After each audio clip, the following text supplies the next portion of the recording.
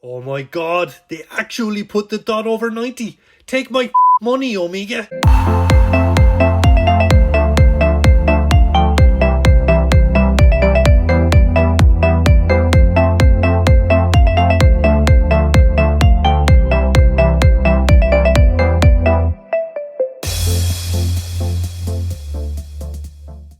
If you are a watch enthusiast, you've no doubt heard of the Speedmaster Professional Moonwatch.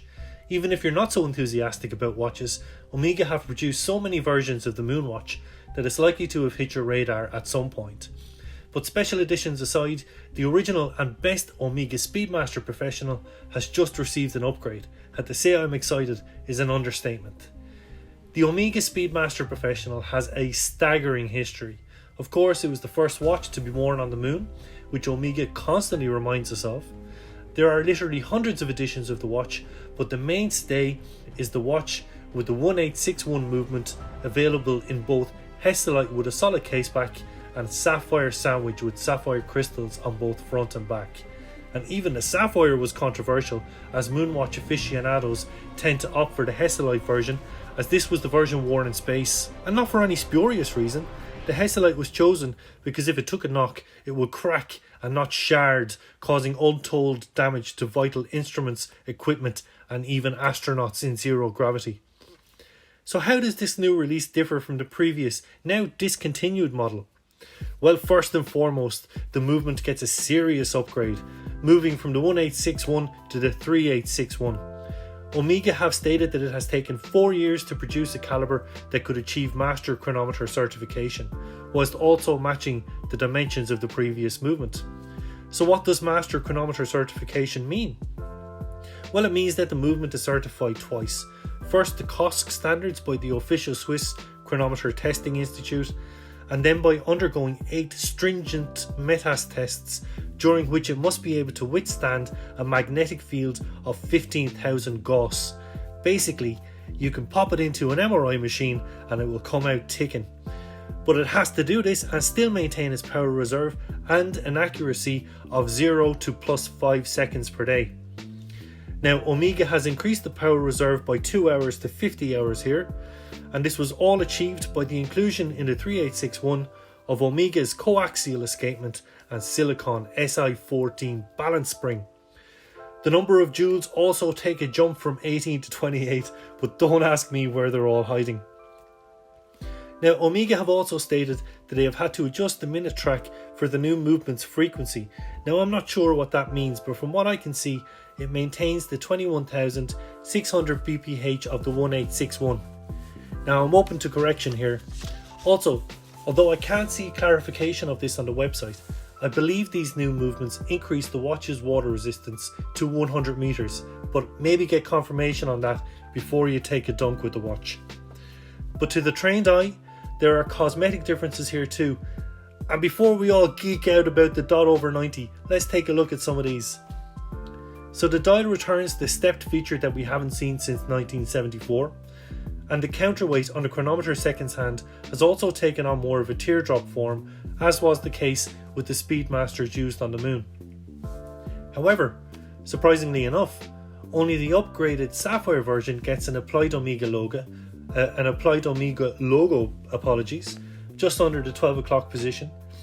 And that's a little disappointing for me that the Hesselite version doesn't get this, and maybe reason enough to upgrade. But I would still want the Hesselite version to be more true to the Moonwatch, and I guess that's the reason they omitted the applied logo too. Now, the bracelet has also changed, it's been upgraded. It's still 5 link, but the 3 larger links appear now to be asymmetrical. They're all the same size. Again, interestingly enough, the smaller intermediate links are polished on the Sapphire version, but have a matte finish on the Hesselite.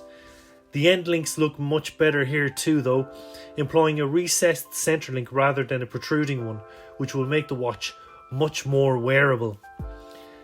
Then look at the clasp and those oval double pushers, an Omega logo doubling as a place to get your fingernail under. There is little else I need to say here. With those vertical stripes, just look and marvel. Now, the new 42mm diameter Speedmaster Professional Moonwatch is based on the 4th iteration of the watch. meaning the case dimensions and bevel caseback is according to the original Moonwatch, the reference 105.012. Basically, it's the same case as the Apollo 11 50th anniversary or Silver Snoopy Award, which was introduced last October.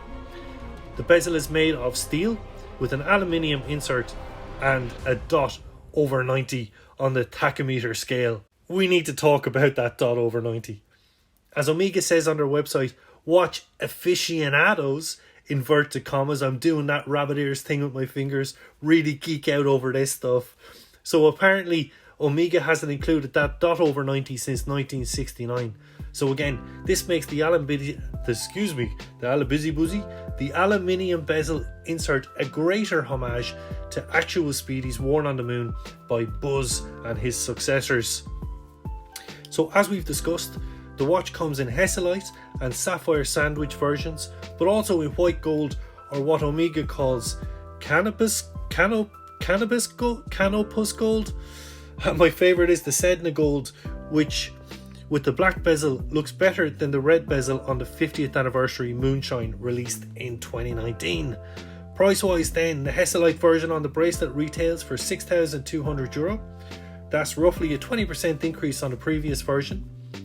And the deluxe sapphire version with applied logo retails for €7,085. So you make your choice here, but you have to buy this on the bracelet regardless of which version you go for. You can get the straps as an accessory or one of these many and varied and quite dodgy looking NATO straps which Omega are apparently flogging. Everyone's a barking jack these days. For the more affluent, the white gold retails for $45k and some change, and the red Sedna gold will set you back $35k, including a very nice bottle of red for the unboxing. So all that said, with the upgraded movement, bracelet, nods to the actual Moonwatch, I think the price is worth it, and Omega have absolutely knocked it out of the park with this release. Good luck everyone, Ben.